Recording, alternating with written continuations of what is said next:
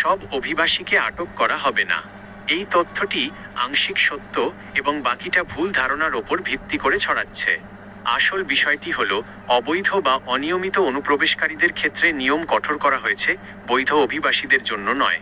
গত 12ই জুন 20 রাইট_ইয়ার 2026 থেকে পুরো ইউরোপীয় ইউনিয়ন ইইউ এবং ইতালিতে নতুন একটি কঠোর অভিবাসন ও আশ্রয় নীতিমালা pact on migration and asylum কার্যকর হয়েছে।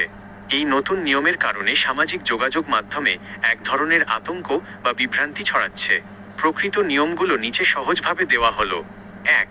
কাদের জন্য এই নিয়ম? শুধু অবৈধ অনুপ্রবেশকারী।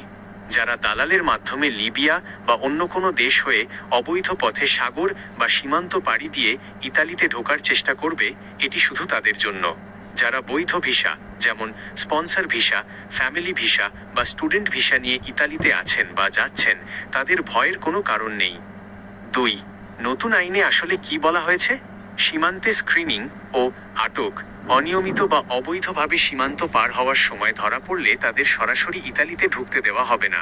সীমান্তে সর্বোচ্চ 7 দিন এবং দেশের অভ্যন্তরে ধরা পড়লে 3 দিনের মধ্যে তাদের নিবন্ধন, স্বাস্থ্য ও নিরাপত্তা পরীক্ষা স্ক্রিনিং করা হবে। আশ্রয় আবেদন চলাকালীন অবস্থান। যাদের রাজনৈতিক আশ্রয়ের অ্যাসাইলুম আবেদন টিকবে না বা যারা নিরাপত্তা ঝুঁকি তৈরি করবে, আবেদন প্রক্রিয়াকরণ চলাকালীন সময়ে তাদের সীমান্ত এলাকায় বা নির্দিষ্ট ডিটেনশন সেন্টারে আটকে রাখা হতে পারে। সরাসরি ফেরত পাঠানো। আশ্রয় আবেদন বাতিল হলে তাদের দ্রুত নিজ দেশে ফেরত ডিপোর্ট পাঠানো হবে। 3. বাংলাদেশিদের জন্য ঢাকা ইতালি দূতাবাসের সতর্কতা। ঢাকায় অবস্থিত ইতালি দূতাবাস 16ই জুন একটি জরুরি বিজ্ঞপ্তি দিয়ে বাংলাদেশি নাগরিকদের সতর্ক করেছে।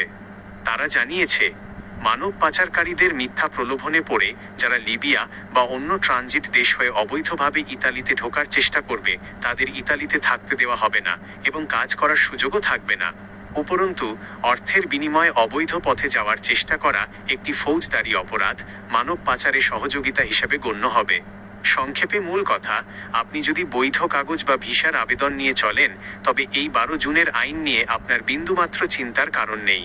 তবে কেউ যদি দালালের খপ্পরে পড়ে লিবিয়া হয়ে বা অন্য কোনো অবৈধ পথে আসার প্ল্যান করে, তবে সে নিশ্চিতভাবেই আটক এবং ডিপোর্টেশনের ঝুঁকিতে পড়বে।